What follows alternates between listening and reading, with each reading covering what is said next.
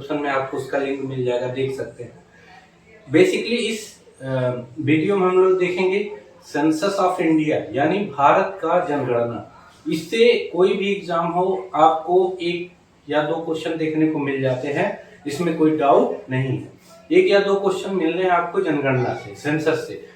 जनगणना अब क्या है, कब से शुरू हुई, इसका पूरा इतिहास क्या है और इसके जो महत्वपूर्ण डाटा वो क्या है, इसमें हम लोग कवर करेंगे।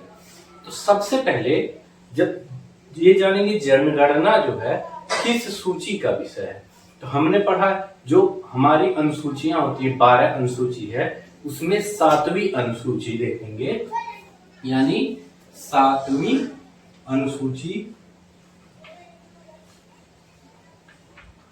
7वीं अनुसूची में 3 विषय दिए गए हैं।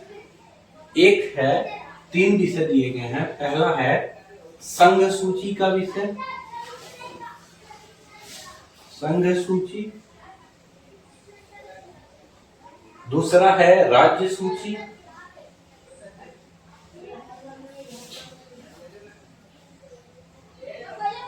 और तीसरा है हमारा समवर्ती सूची।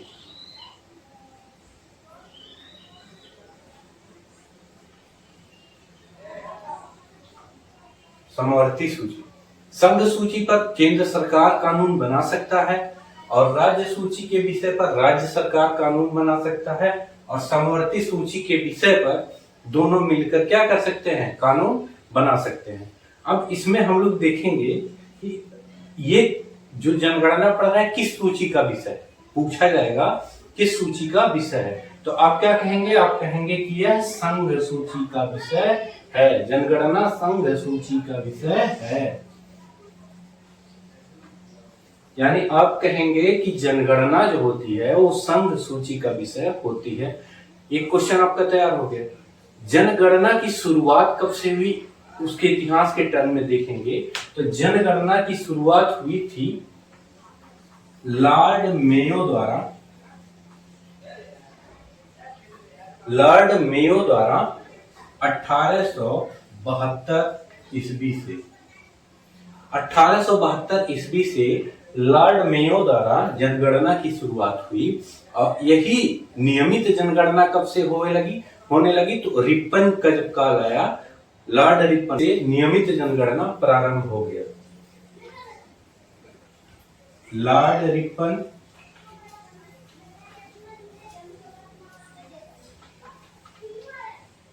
जब इसका काल आया लॉर्ड रिपन का, तब से नियमित तौर पे जनगणना कराई जाने लगी। अच्छा, जब हम देखते हैं कि जनगणना हमारा 10 साल पे होता है, कब होता है, प्रत्येक 10 वर्ष पर होता है। जनगणना कब होता है, प्रत्येक 10 वर्ष पर होता है। अब ये बताना है प्रत्येक 10 वर्ष पर जनगणना होती किस देश का, ये मतलब यूं कहें किस देश में ये पहले से लागू था, तो ये लागू था अमेरिका में, यानी अमेरिका में पहले से लागू था। हर 10 वर्ष पर जनगणना, जो दशकीय जनगणना होती है, ये अमेरिका में पहले लागू था। लेकिन अगर नॉर्मली पूछेगा जनगणना किस देश में सबसे पहले प्रारंभ हुआ था, तो हम लोग कहेंगे स्वीडन में। कहां कहेंगे, स्वीडन में सबसे पहले चालू हुआ था, स्वीडन में। स्वीडन में सबसे पहले जनगणना चालू हुआ था। उसके बाद फिर अमेरिका में दशकीय जनगणना चालू हुआ था। अमेरिका में दशकीय जनगणना जो हमारा चालू हुआ था। अच्छा, अब इसमें इतना क्वेश्चन कवर अप हुआ, किस सूची का विषय है, सूची का विषय है। उसके बाद फिर कब से चालू हुआ, 1872 लॉर्ड मेयो के समय में। उसके बाद नियमित जनगणना भारत में कब से होने लगी, लॉर्ड रिपन के समय में हुआ था। अब 2021 में होना है, अभी डेटा तैयार नहीं हुआ, इसलिए वो अभी नया डेटा आया नहीं। अब 2011 इसका जो आयुक्त कौन है,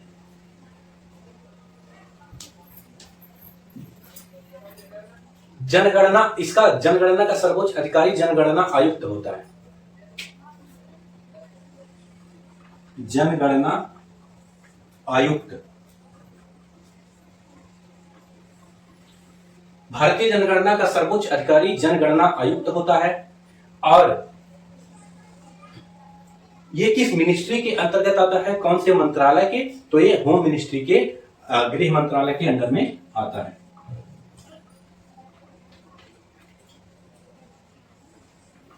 तो यह गृह मंत्रालय के अंतर्गत आता है। अब इसमें जरूरत तो नहीं है, पूछा नहीं गया है, नहीं तो पहला जो जनगणना आयुक्त कौन था, या स्वतंत्रता के बाद पहला जैसे गोपाला स्वामी थे, तो ये पूछ लेता है कि स्वतंत्रता के बाद कौन से जो है आयुक्त होते हैं। ऐसा हालांकि डीप क्वेश्चन इतना कभी नहीं पूछा है। हम लोग इसमें ऐसा कवर करेंगे क्वेश्चन जो आए हुए हैं और आने की इनकी पूर्ण पॉसिबिलिटी है।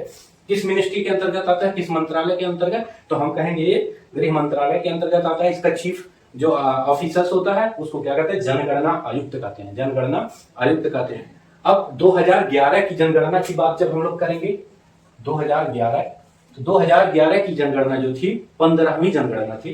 क्या हुई थी? 15वीं, भारत की 15वीं जनगणना थी 2011 की जनगणना, जिसका डेटा अभी तक हम लोग एग्जाम में पूछा भी जाता है, हम लोग मानते चले आए हैं। और इससे पहले स्वतंत्र भारत की जब पूछेगा पहली जनगणना, स्वतंत्र भारत की पहली जनगणना, तो हम लोग कहेंगे ये 7वीं थी। 2011 वाली 7वीं जनगणना थी स्वतंत्र भारत की, और ये 15वीं थी भारत की। यानी ये स्वतंत्रता के बाद, यानी 50 के दशक के बाद, और पहले देख लिए जब से शुरू हुआ। अब बात करते हैं 2011 की जनगणना से आए हुए जो डेटा है, डायरेक्ट उनसे जो प्रश्न पूछा जाता है। आपको एग्जाम में ये चीज पता भी होगा, चाहे कोई भी पब्लिक सर्विस कमीशन हो, उसमें से एक क्वेश्चन जरूर उठा लेते हैं। देखते हैं आप 2011 की जनगणना का डाटा।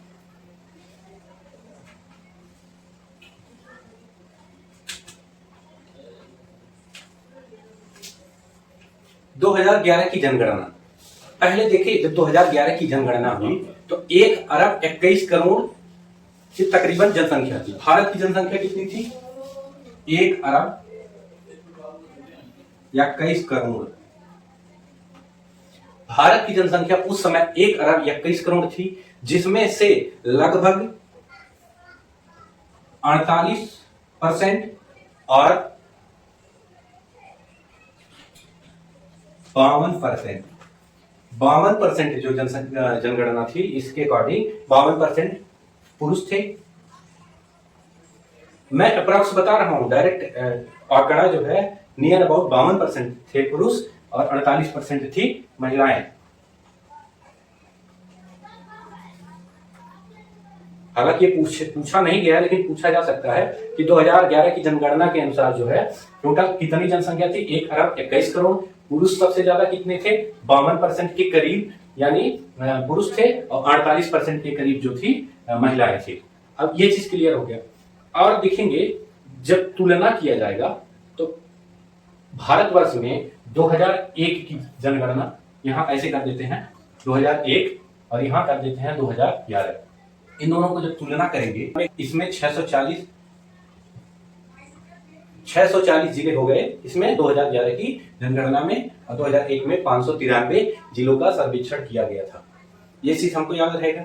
उसके बाद अब आंकड़ा देखेंगे कि राज्यों का किसमें सबसे ज्यादा जनसंख्या ज्यादा है, किसमें कम है। मतलब जैसे जैसे प्रश्न आए हैं हम लोग वैसे ही सबसे ज्यादा जनसंख्या का क्रम देखेंगे तो ज्यादा नहीं, देखिए 4-5 नहीं याद होगा, लेकिन 1-2 याद कर सकते हैं हम लोग। तो सबसे ज्यादा जनसंख्या की बात करेंगे तो हम भारतवर्ष जनसंख्या के हिसाब से दूसरे रैंक पर है। भारत सेकंड रैंक है, जबकि क्षेत्रफल में 7वां रैंक पे है। इसमें जनसंख्या में सेकंड रैंक पे है। अब सबसे ज्यादा भारत में जो राज्य हैं जिनकी जनसंख्या सबसे ज्यादा है, देखेंगे पहला जिसमें सबसे ज्यादा जनसंख्या है उत्तर प्रदेश। उत्तर प्रदेश की जनसंख्या शीर्ष 4 देशों से कम है, शीर्ष 4 देशों से कम है, यानी 5वें नंबर पर उत्तर प्रदेश की जनसंख्या पूरे देश में, अगर पूरे विश्व में काउंट करेंगे तो है। पहले पे उत्तर प्रदेश की जनसंख्या सबसे ज्यादा है, दूसरे नंबर पर है महाराष्ट्र, दूसरे नंबर पर महाराष्ट्र की जनसंख्या सेकंड नंबर पर है, तीसरे नंबर पे है बिहार, पहले पे उत्तर प्रदेश, दूसरे पे महाराष्ट्र, तीसरे पे बिहार। इतना जान लीजिएगा। उसके बाद पश्चिम बंगाल है, इसकी जरूरत नहीं पड़ेगी। उत्तर प्रदेश की जनसंख्या सबसे ज्यादा, सेकंड रैंक पे हमारा महाराष्ट्र है, और जो है थर्ड रैंक पे हमारा बिहार है। 3 राज्य जो है भारत के सर्वाधिक जनसंख्या वाले राज्य हैं। अच्छा अब पूछ लेगा सबसे ज्यादा, हमने देख लिया सबसे कम जनसंख्या, सबसे कम, तो सबसे कम जनसंख्या जब पूछेगा तो हम लोग कहेंगे सिक्किम है। सबसे कम जनसंख्या वाला जो राज्य है वो कौन सा है? सिक्किम है। ठीक है, सबसे ज्यादा कौन था? 3 ऊपर वाले देख लीजिए, सबसे कम कौन है? सिक्किम है। अब बात करते हैं, यही जनसंख्या अगर प्रतिशत में पूछे, यही जनसंख्या अगर प्रतिशत में, अच्छा ये क्वेश्चन पूछता है कि जो भारत की जनसंख्या है पूरे विश्व की जनसंख्या के कितना परसेंट है। जियोग्राफी वाले क्लास में हम लोग ये चीज देखे थे, तो 17.5% जनसंख्या पूरे विश्व का भारत में निवास करती है। कितना? 17.5% जनसंख्या पूरे विश्व का भारत में निवास करती है। एक क्वेश्चन आता है कि जनसंख्या का महाविभाजक वर्ष किसको कहते हैं? महाविभाजक वर्ष, महाविभाजक वर्ष किसको, किस साल को कहते हैं?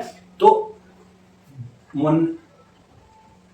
1921 ईस्वी, यानी 1921 का जो दशक था, 11 से 21, 1911 से 21, इसमें घटे थे लोग, यानी लगभग 70 लाख के करीब घटे थे, यानी हो गया था 10 माइनस में 0.31%,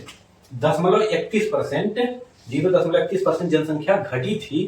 कब? 1921 में। पूछा जाता है जनसंख्या का महाविभाजक वर्ष, ये क्वेश्चन आया होगा, इसको आप स्किप कर ही नहीं सकते। कब हुआ था? कितना हुआ था? -0.31%, यानी लगभग 70 प्लस लाख जनसंख्या घट गई थी, इसीलिए इसको जनसंख्या का महाविभाजक वर्ष कहा जाता है। इसमें अकाल आ गया था और लोग बहुत ज्यादा संख्या में मारे गए थे। ये हो गया। अच्छा, यहाँ का पूरे भारत का जनघनत्व कितना है, इसको पहले देखते हैं। जनसंख्या घनत्व, पूरे भारत का जनसंख्या घनत्व जो हमारा है ये 382 है। कितना है?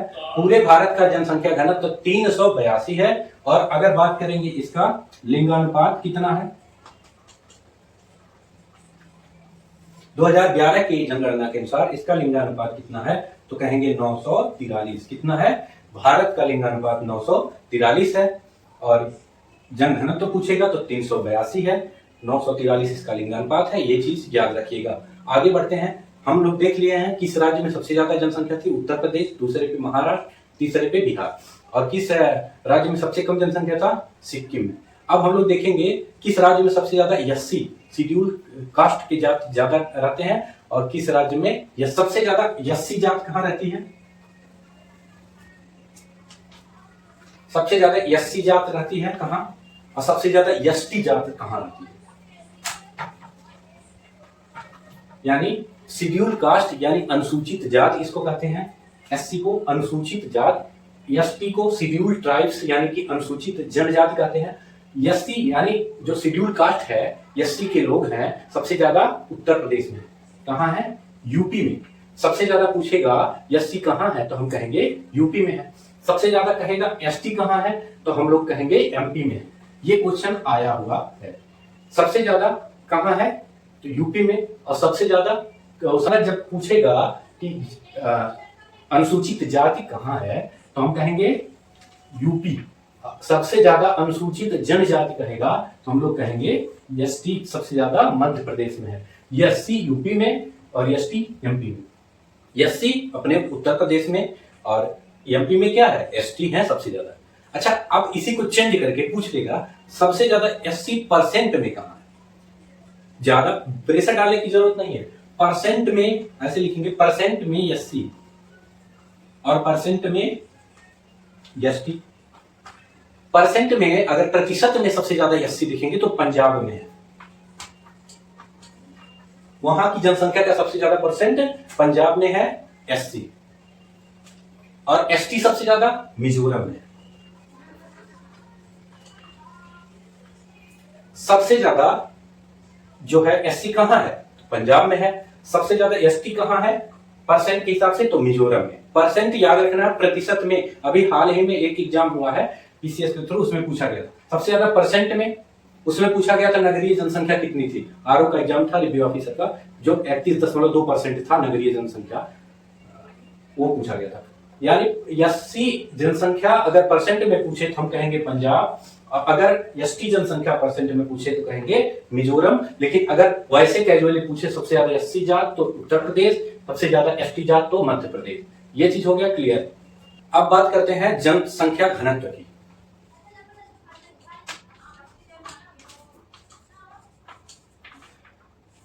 इससे क्वेश्चन चाहे सीक्वेंस वाइज करके देता है कि जनसंख्या घनत्व का घटता हुआ क्रम बताइए या बढ़ता हुआ क्रम बताइए, या फिर किसी एक राज्य का प्रॉपर जनघनत्व पूछ लेगा कि इस राज्य का सबसे ज्यादा जनसंख्या घनत्व है। तो अब एक चीज देखेंगे, चार जो सबसे ज्यादा है। पहला हमारा है बिहार,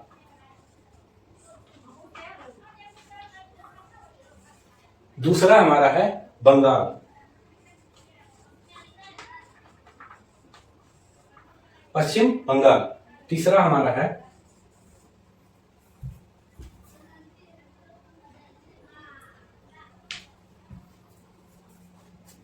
तो देखते हैं, पहला हमारा है बिहार, दूसरा है पश्चिम बंगाल, तीसरा है केरल,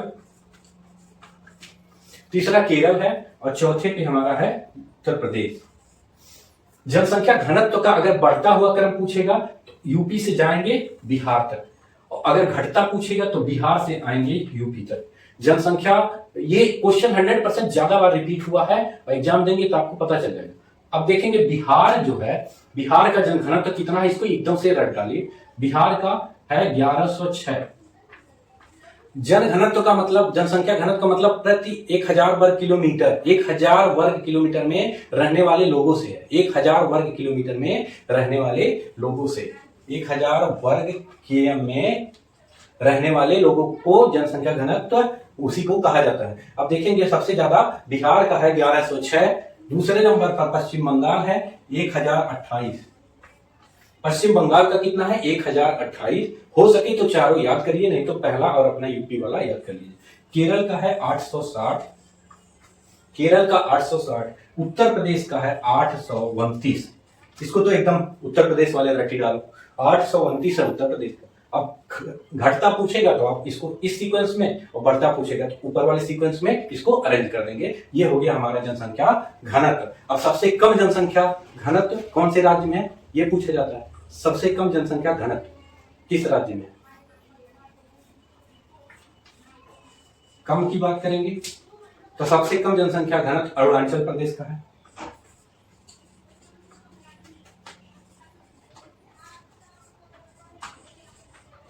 सबसे कम जनसंख्या घनत्व अरुणाचल प्रदेश का है, जो कि 17 व्यक्ति पर जो है वर्ग 1000 वर्ग स्क्वायर किलोमीटर में है। कितने व्यक्ति? 17। उसके बाद फिर मिजोरम है, उसके बाद फिर मिजोरम। तो सबसे ज्यादा जनसंख्या घनत्व तो देख लिए, बिहार में 1106, पश्चिम बंगाल में 1028, केरल में 860 और उत्तर प्रदेश में 829। अब सबसे कम जनसंख्या ये पूछा हुआ है, मोस्ट रिपीटेड है, ये पूछा हुआ है अरुणाचल प्रदेश। सबसे कम जनसंख्या घनत्व कहाँ है? अरुणाचल प्रदेश। सबसे ज्यादा कहाँ है? बिहार पर। दूसरे नंबर पर मिजोरम। अब जनसंख्या घनत्व हो गया। अब देखते हैं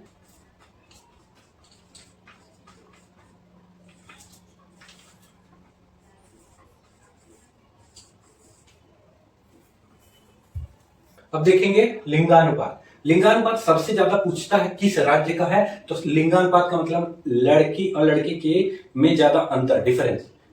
अब यानी लड़कियों की जनसंख्या जब ज्यादा रहेगी तो उसको क्या लिंगानुपात में पहला स्थान दिया जाएगा। लड़कियों की संख्या एज ए कंपेयर टू लड़के अगर ज्यादा रहेगा तो उसको लिंगानुपात में रखा जाएगा। तो सबसे ज्यादा कहां होता है? तो सबसे ज्यादा होगा केरल में। सबसे ज्यादा लिंगानुपात केरल में कितना है ये पूछा जाता है, तो 1084, यानी 1000 लड़के हैं तो 1084 लड़कियां हैं। अब सबसे कम पूछेगा तो वहीं बहुत बुरी स्थिति में हरियाणा। कम में देखेंगे तो हरियाणा कितना है? 879, 879, 879 लड़कियां हैं 1000 लड़कों पे। यानी केरल में 1084 सर्वाधिक और सबसे न्यूनतम हरियाणा 879। ये चीज हम लोग याद रखेंगे। अब नेक्स्ट चलते हैं साक्षरता। साक्षरता से भी क्वेश्चन आता है। अब देखते हैं साक्षरता सबसे ज्यादा किस राज्य की है। तो हमें पता है हाल ही में रिसेंट में जो है ये करंट का एक क्वेश्चन था, केरल ने 100% साक्षरता की दर जो है अचीव कर ली, प्राप्त कर ली। तो सबसे अधिक पूछेगा साक्षर कौन सा राज्य है, तो केरल।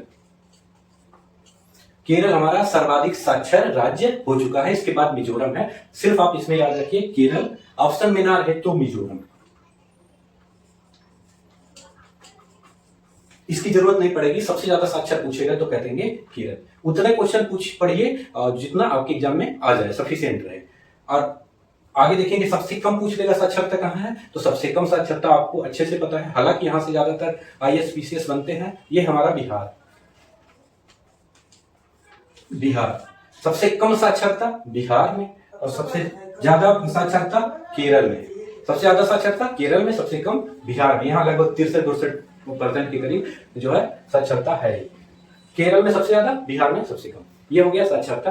अब आगे देखेंगे कि सबसे ज्यादा साक्षरता वाले राज्य केरल पहले पे, उसके बाद फिर कम बिहार, ठीक।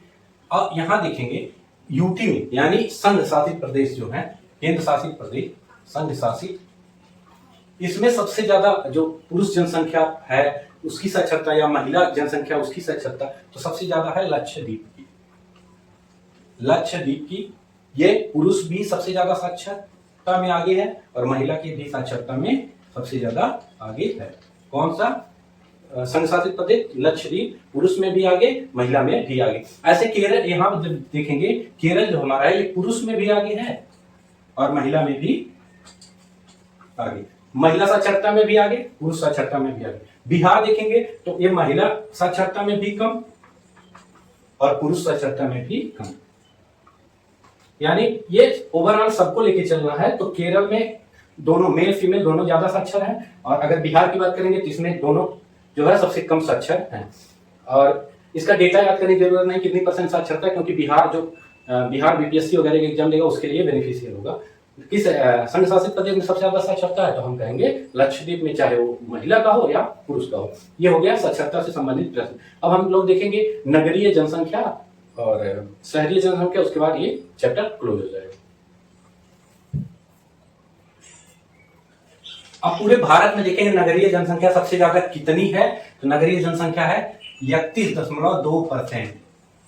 It is very important for your exam. ये क्योंकि यूपीपीएससी जो है आरओ के एग्जाम में ये आया था कि नगरीय जनसंख्या कितनी है, तो 31.2% है। और अगर ग्रामीण जनसंख्या पूछेगा तो 68.8% है। 2011 की जनगणना की बात कर रहे हैं। ग्रामीण जनसंख्या 68.8% और शहरी जो जनसंख्या है 31.2% शहर में लोग रहते हैं। ये चीज हो गया हमारा। उसके बाद देखेंगे कि जो इससे मेन क्वेश्चन जो आ सकते हैं, अब देखेंगे सबसे ज्यादा नगरीय जनसंख्या किस राज्य में पाई जाती है, तो सबसे ज्यादा नगरीय जनसंख्या पाई जाती है महाराष्ट्र में। सबसे ज्यादा नगरीय जनसंख्या जो है महाराष्ट्र में, उसके बाद उत्तर प्रदेश में है। पहला महाराष्ट्र है। सबसे ज्यादा नगरीय जनसंख्या कहाँ है? महाराष्ट्र में। सबसे ज्यादा ग्रामीण जनसंख्या कहाँ है? सिक्किम में। सिक्किम पूछेगा सबसे ज्यादा ग्रामीण जनसंख्या कहाँ है, तो आप कहेंगे कि सिक्किम में। और सबसे ज्यादा नगरीय जनसंख्या कहाँ है, तो आप कहेंगे कि महाराष्ट्र में सबसे ज्यादा नगरीय जनसंख्या है। लेकिन अगर आपसे प्रतिशत में पूछेगा तो आप ये नहीं बताएंगे। अगर आपसे प्रतिशत में पूछेगा तो आप ये नहीं बताएंगे, बल्कि आप क्या बताएंगे? ग्रामीण जनसंख्या वाले की जगह अगर प्रतिशत में पूछेगा तो आप कह देंगे सीधे सीधे हिमाचल प्रदेश,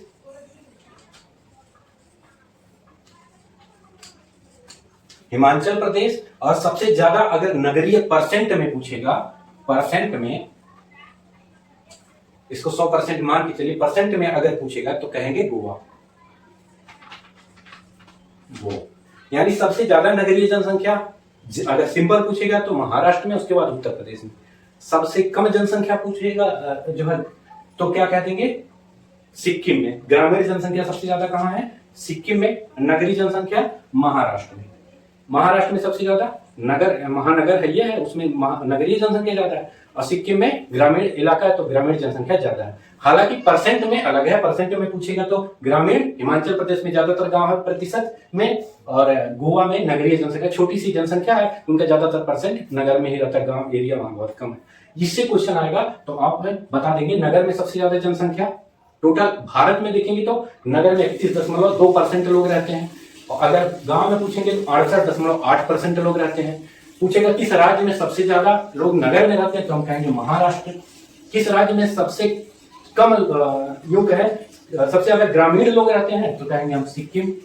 यही परसेंट में पूछेगा तो ग्रामीण में हिमाचल प्रदेश और शहर में गोवा। इससे क्वेश्चन आए हुए हैं, इसलिए इस चीज को एकदम रिकॉल करिएगा, याद कर लीजिएगा। अब आगे देखते हैं कौन कौन से टॉपिक आपके लिए बेनिफिशियल है। एक चीज और है इसमें, सबसे ज्यादा इंपॉर्टेंट जो क्वेश्चन पूछेगा जाएगा कि टोटल भारत की साक्षरता दर क्या है, मेल का कितना है, ओवरऑल कितना है और फीमेल का कितना है। तो पूरा देखेंगे साक्षरता दर।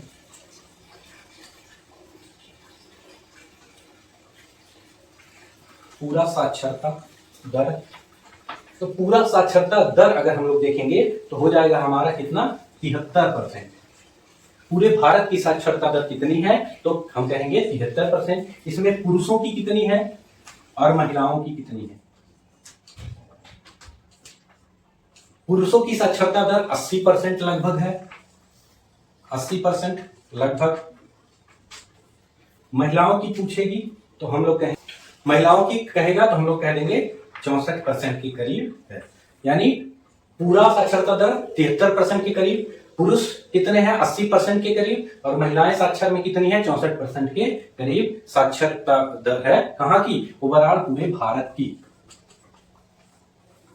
इसमें जितने भी क्वेश्चन बताए गए हैं वो सारी जनसंख्या से सीधे सीधे डायरेक्ट क्वेश्चन आए हुए हैं, और जितना बताया गया उतना तो कम से कम आप लोग उसको कवर करेंगे। अब इसके अलावा अगर आप पढ़ना चाहेंगे तो देख लेंगे कि 2000 जैसे 1 से 2011 तक की जनगणना में सबसे ज्यादा बढ़ा क्या है, या किस जनगणना के अंतराल में सबसे ज्यादा जनसंख्या बढ़ी है, और किस जनगणना के अंतराल में सबसे ज्यादा जनसंख्या कम हुई है। यानी जैसे मान लेते हैं 61 से 71 कम हुई है या बढ़ी है, तो बढ़ी है ये कर देंगे, और 2001 से 11 तक में कम हुई है तो ये चीज याद रखेंगे। 61 से 71 में बढ़ी है, उसके बाद जो है 1 से लेके 11 तक घटी है, तो ये चीज हम लोग याद कर लेंगे इस तरह से। अगर ज्यादा याद करने की जरूरत होगी तो बस यही इतना कि कब से किस दशक में बढ़ा है, किस दशक में घटा है। अगर आप लोगों को मेरा ये वीडियो पसंद आया तो प्लीज लाइक करिए, शेयर करिए और ज्यादा से ज्यादा, और सब्सक्राइब करिए, जिससे मोटिवेशन मिले और आपके लिए ऐसे ही जो है इंपॉर्टेंट वीडियो आ सके। और स्टडी विद रिसर्च एकेडमी में जुड़ने के लिए आप सभी लोगों का बहुत बहुत धन्यवाद। प्लीज शेयर करिए, और चैनल नया अगर शेयर करेंगे तो मोटिवेशन मिलेगा। और जितने भी क्वेश्चन बताए जा गए हैं, जब आप लोग एग्जाम हॉल में बैठेंगे तो खुद ब खुद पता चलेगा कि कितना ऑथेंटिक जो है क्लास चला था और कितना जो है आपके लिए बेनिफिशियल साबित हुआ। मिलते हैं अगले क्लास में। जय हिंद, जय भारत।